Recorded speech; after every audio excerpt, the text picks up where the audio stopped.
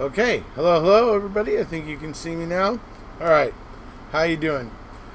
So today I decided to go kind of impromptu, live, kind of quick here, because I had a comment on a recent video of somebody who's kind of, explains themselves as being now on the fence. That they were really sure that Stephen was innocent, but now they're feeling more on the fence, and they have some questions. And, hey, look, I don't have a problem with people that have questions and want to look at things, more than objectively, but also critically and that sort of stuff. So I figured I'd go ahead and answer this person's question, because this person's actually pretty reasonable and does actually point out a lot of things.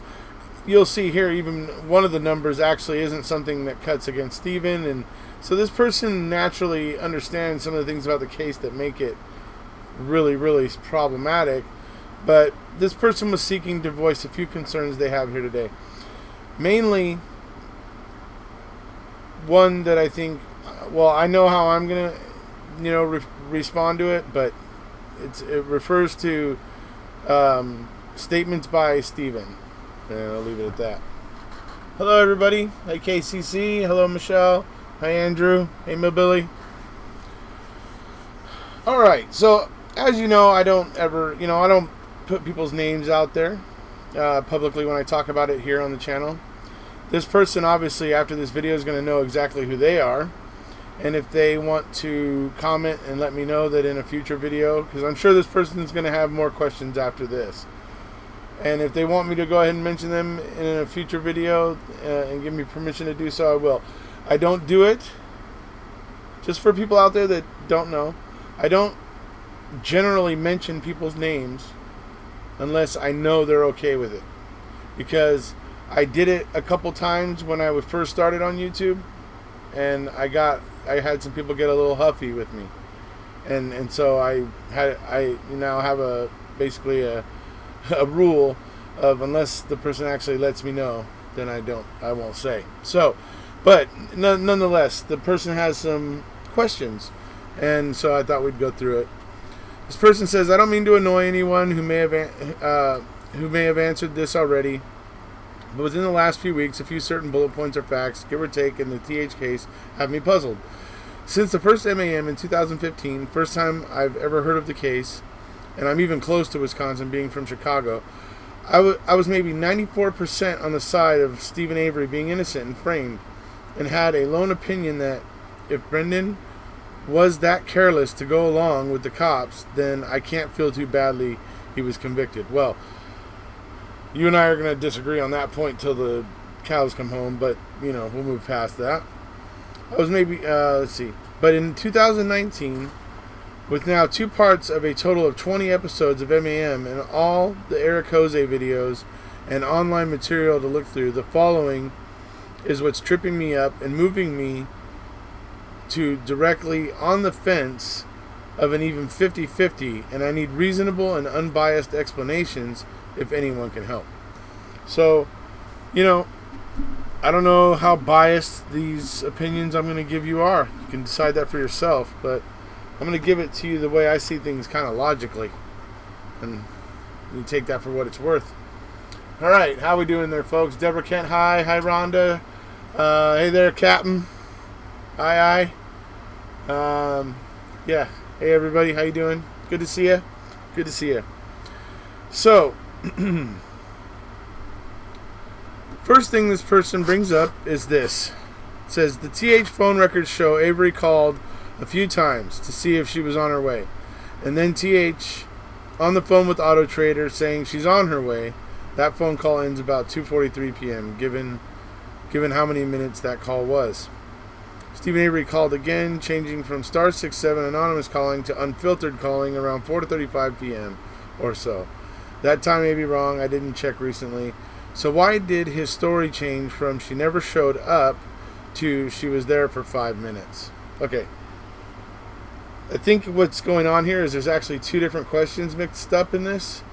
First is to ask about the *67 and the way Stephen used it and then didn't and whatever, right? Well, I'm not in Stephen's head to understand his exact criteria for making decisions of using star 67. Maybe it was something he was still getting used to and forgot to do it all the time. Like I said, I don't know. I'm not exactly sure on that. But to get to the second part of this question, where he says, why did he change his story? This is something that I've maintained for a long time. Stephen himself never changes his story. Okay, what we see coming out of Stephen's mouth remains consistent.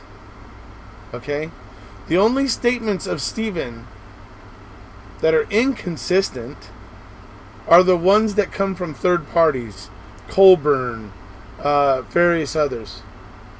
Those are the statements that put different words in Stephen's mouth. Now, some of you may have seen my video last night where I was talking about the duplicitous kind of nature of the state and the way they did the Bernsons, and allowed Penny to be harassed by Gregory Allen after being raped and almost killed by him. Right? I mean, I can't have any faith in the state. I can't trust the state because I think they're all a bunch of liars and charlatans. Can anybody deny me that? I mean, there's plenty of cause for it. So, I don't know how unbiased it is, but for me, it's just like where there's smoke, there's fire type of deal, right? So, like I said, when it comes to the calls, the only statements of Stephen's that differ and allow for people to say he changed the story are statements that come from a third party, basically not Stephen himself. They are reported by other people. So,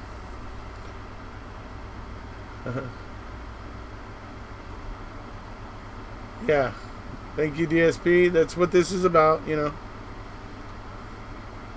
don't believe you ever changed the story either. Teresa never showed up at Steve Speckman's, and yes, that is true. That Stephen was calling in and saying she never showed up, but that was Steve Speckman, not Stephen Avery. That's absolutely right, Michelle Saunders. Thank you.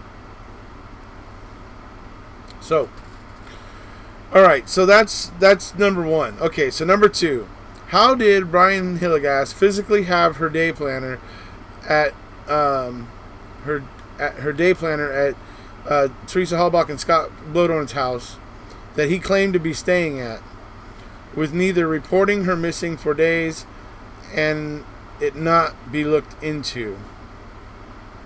So, okay, I think I know what this person's trying to say to begin with. And what this person's trying to say is, how come Scott Blodorn, because it was Teresa and Scott Blodorn lived there prior to Teresa going missing. They lived there. Ryan didn't live there at that point. But after Teresa went missing and the missing person search and stuff, Ryan moved in there with Scott. And he lived there for, I think, several months. And so he was in control of pretty much everything of Teresa's in a lot of ways, because he was now living there. And I think, so just to clear up some of the things I think you're asking in this question. So that's what's going on. Some people are claiming that he got this, that she somehow got all the way back to the house. I know Mystic, I know Jinxie believes that she got back to the house and that she left her day planner there before going back somewhere and then whatever happening to her happening. And that Ryan got it from the house. I don't believe that, because if Ryan got it from the house, right? The police were there at the house. They went through. They got 7 pairs of Teresa's panties. All kinds of stuff. Her toothbrush. Even her her toys. Her sexual toys. I mean, they were taking all kinds of things. You're telling me they're going to miss her day planner? I don't know. It's hard for me to believe her day planner was there. Seriously hard for me to buy that one. So it leads me to believe that he must have been somehow intimately connected with the RAV4 to get that. because we know she was writing on that page while sitting in the RAV4 somewhere on the phone with somebody. And that's what her handwriting is actually from being on the road. So it's very odd. This whole day planner page thing is one of the big things in this case that is odd as hell. And yes, ultimately, the final phrase here, for it all not to be looked into, is absolutely unforgivable. Absolutely unforgivable. Because it should have been looked into. And that's for certain.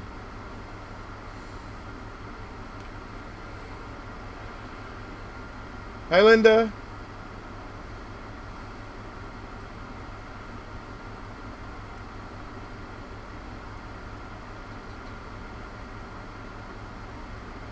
Have to look at it logically. Let's see. Yeah, for sure. Okay, so yeah. So that's what I'm going to say there. I'm going to say the whole day planner thing and everything, that cuts in Stephen Avery's favor and Brendan's favor. So, like, that entire one there, I think, goes in Stephen's favor. So that works out. Next one is Link calling in the plates. I think this person means Colborn.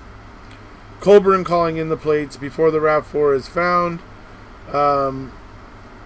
Found by Pam Stern and Jesus or God. And did he ever explain? He explains it as that Mark Wiegert called him and gave him the information about the RAV4, and that he was just sitting there in his squad car, and like, even instead of using his own squad car radio, called it in on his phone instead to dispatch. I mean, it's such an odd thing, but some people worked out the timelines recently, and they figured out that he would have had a very, very small window on the 3rd or the 4th, whichever day. I think they've now figured out it was on the 4th, but like that he would have had a very small window because he was going to Zippers and he was meeting other officers there, and it's in reports and everything, whatever. But so I think they've made that determination that he had a very small window of time to do it, but it's enough of a window that it could have happened, essentially. So I don't know where that stands, but we also have Colborn in his BS with the cabinet. I mean, there's plenty of BS to just realize that you can't trust these agents' statements at face value, because there's enough to suggest the dishonesty. Number 4. Why didn't any of Stephen Avery's interviews state that he was with Brendan at all on 10/31/05, even to say they just had an innocent bonfire and rode a golf cart? It seems Brendan was the only one putting himself there at said incident. Anyone verify this is right or wrong? Okay, I'm going to stop right there and say that's my whole issue with this fire in the first place. This fire was non-existent. Then the prosecution started asking about fires and was there fires and blah blah, and pushing people around. Scott's account of the fire goes through 3 different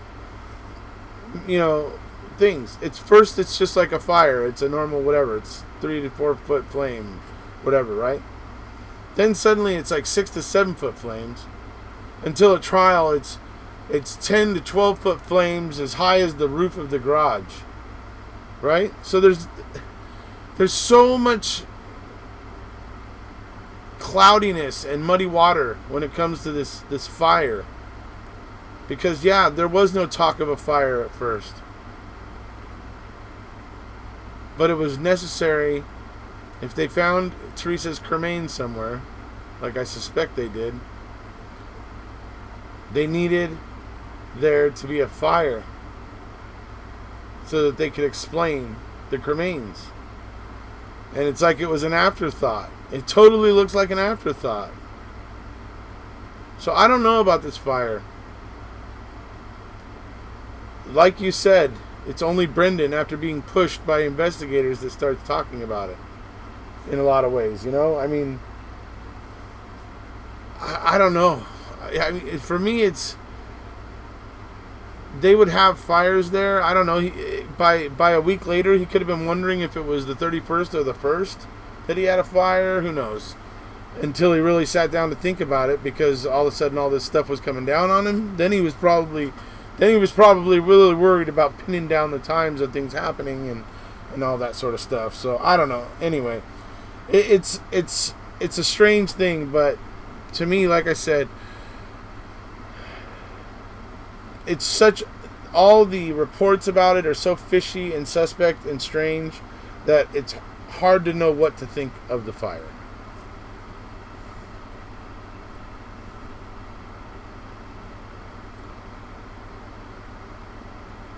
The gas tank didn't blow up, right? It all begins and ends with the... Yeah, I mean, and it's close enough to that back of that garage. 10 to 12 foot flames on that fire would have been burning the back of that garage. It would have been cooking that wood and burning the paint right off of it. So, anyway. Okay, so now it says, SA didn't even deny by stating, I wasn't with Brendan at all that day, or yes, but just rode a golf cart and had bonfire and we went home after. Well, as far as what Stephen did or didn't say, once he was arrested, his lawyers were telling him to shut the hell up. So, of course, he's not going to say that at that point.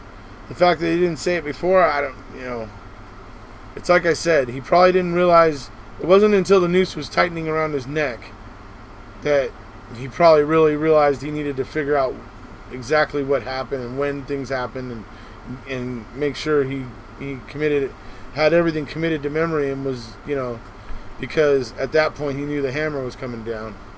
So that's what it changes things, obviously. So the biggest issue not helping this case is making me angry for not making it easy to be on his side. SA gave his original statements, then it altered a bit. But then, if it was chalked up to him not wanting to be framed, he lied saying she never showed because he thought, no, that whole thing, okay, so as I explained before, that whole thing about she never showed, that is someone else putting words in Stephen Avery's mouth. Andrew Colborn, I believe, to be specific. Okay? I can't trust that.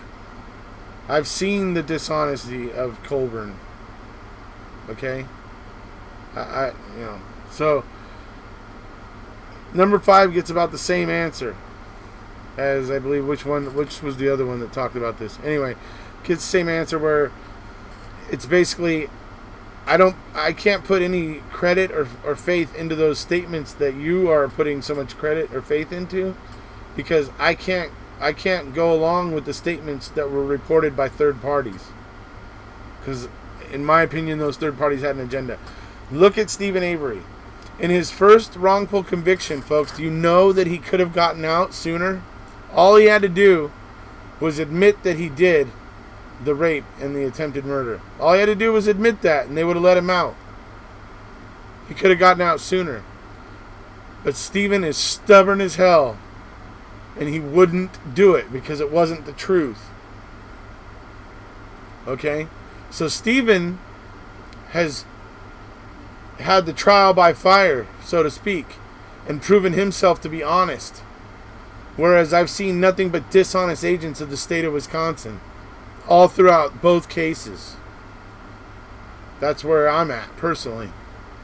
I can't believe a word that comes out of the mouths of these agents of the state, because they consistently prove themselves to be dishonest.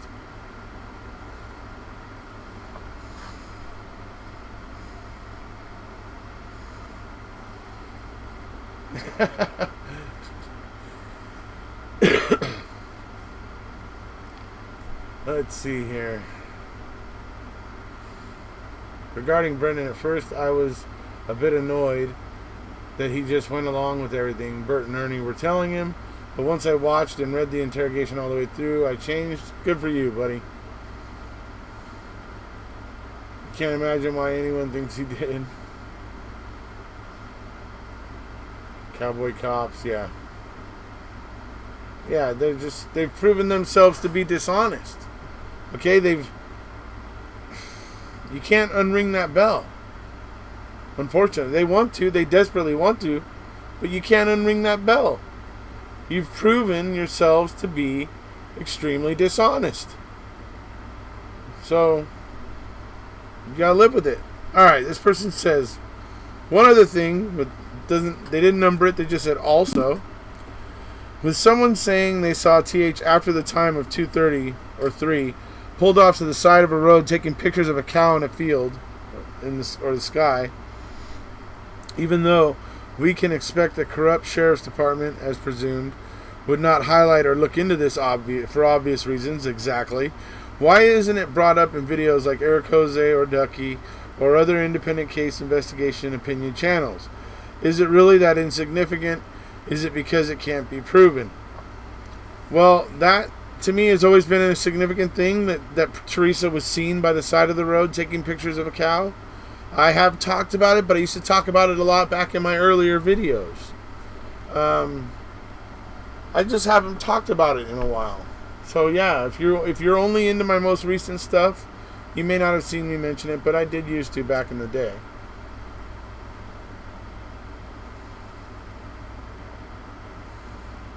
Why don't they let Deb onto the salvage yard? Exactly.